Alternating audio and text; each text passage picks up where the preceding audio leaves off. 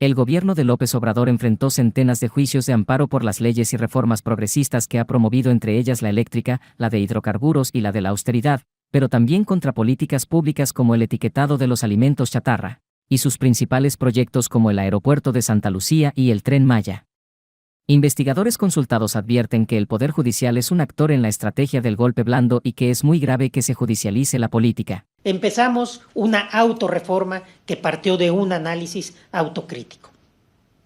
Y un año después de haber iniciado esta autorreforma interna, logramos un consenso con los otros dos poderes, con el Poder Ejecutivo y el Legislativo, para lanzar una reforma con y para el Poder Judicial Federal.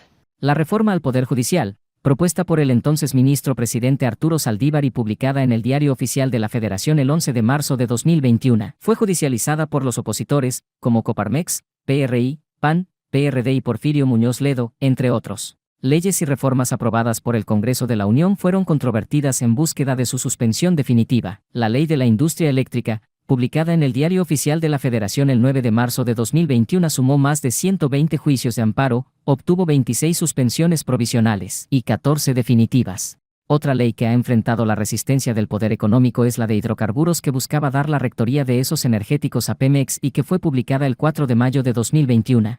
Y quienes concedieron las suspensiones fueron los jueces Rodrigo de la Pesa López y Juan Pablo Gómez Fierro, los mismos que favorecieron a las empresas en el caso de la ley eléctrica. Plan A.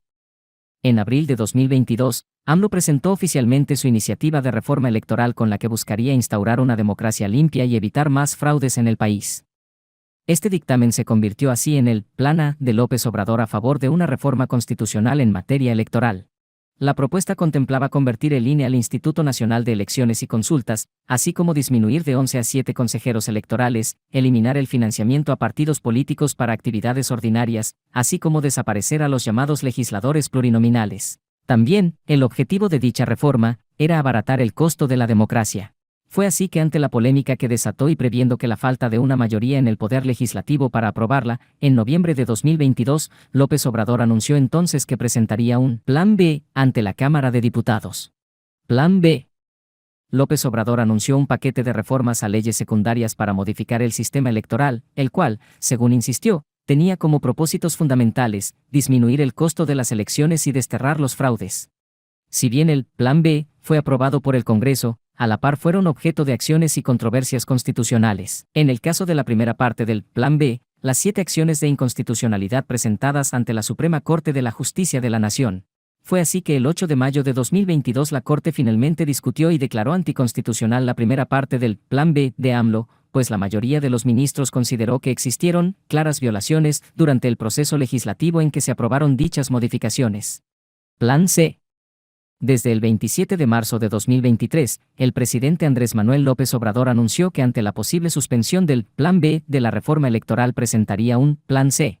Luego de que la Suprema Corte invalidara la reforma electoral, el presidente detalló que el Plan C era que en las elecciones de 2024, Morena no solo ganara la presidencia de México, sino que consiguiera 2/3 partes de la Cámara de Diputados y Senadores que le permitan concretar los últimos cambios de su sexenio.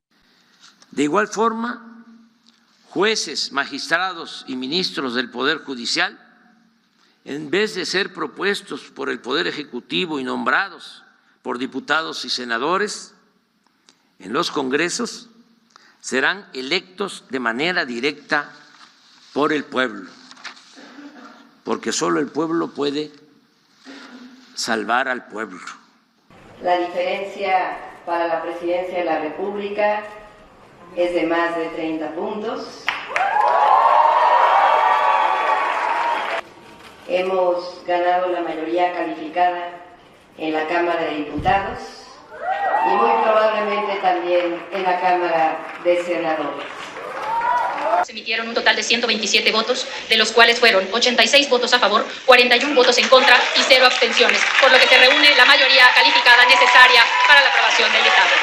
Hay mayoría calificada, en consecuencia queda aprobado en lo general y en todo lo no reservado del proyecto de decreto por el que se reforman, adicionan y derogan diversas disposiciones de la Constitución Política de los Estados Unidos Mexicanos en materia de reforma al Poder Judicial.